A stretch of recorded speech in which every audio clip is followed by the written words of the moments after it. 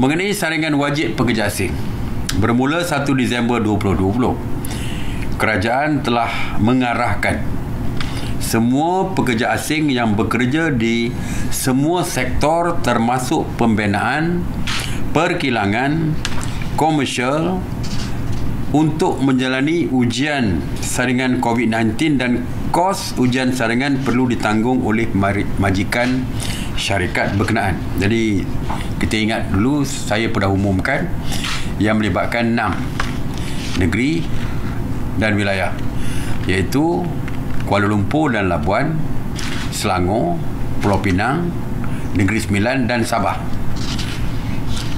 Sehingga kini Kementerian Sumber Manusia mengesahkan seramai 49,248 pekerja asing telah menjalani ujian saringan COVID-19 yang melibatkan 1,990 majikan. Walau bagaimanapun, KSM memaklumkan, Kementerian Sumber Manusia memaklumkan, masih terdapat ramai majikan yang enggan memberikan kerjasama untuk mematuhi arahan ini.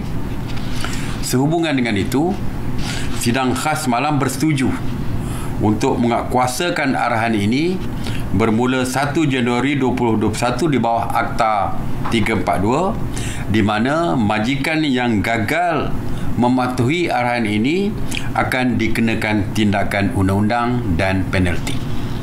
Ya.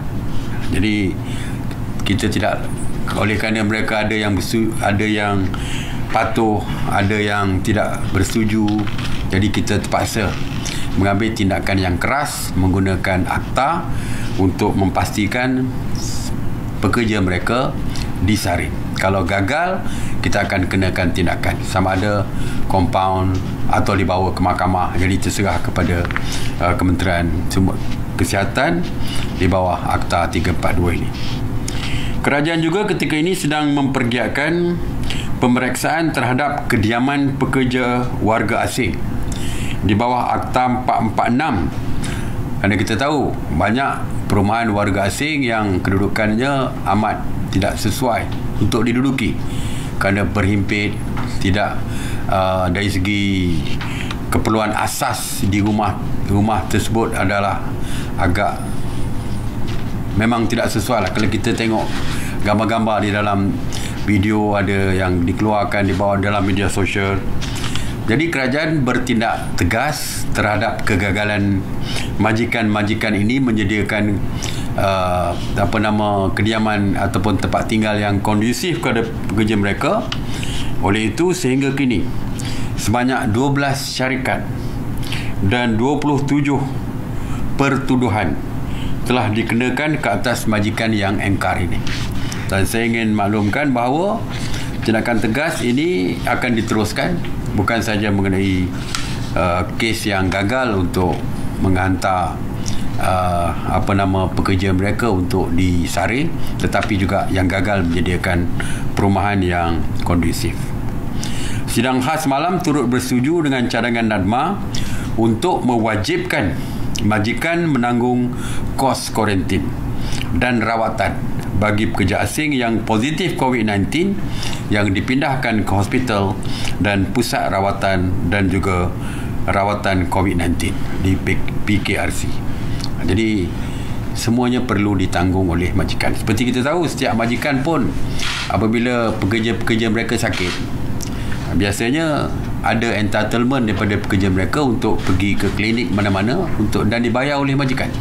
Jadi kalau sakit biasa mereka boleh bayar, maka mereka juga perlu membayar kes-kes yang melibatkan COVID-19 ini.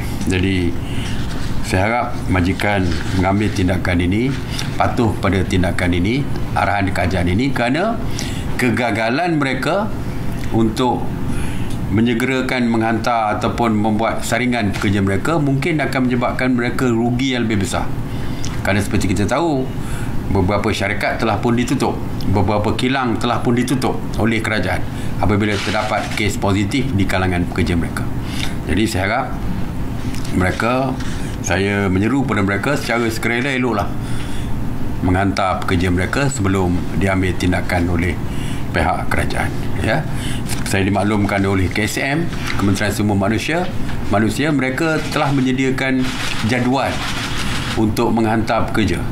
Dan di setengah tempat mengikut jadual tersebut, klinik yang dilantik sebagai panel datang ke kilang mereka ataupun di tapak binaan untuk membuat saringan. Jadi mereka tak perlu pun beratur di hospital, semuanya dipermudahkan. Jadi saya harap semua bekerjasama.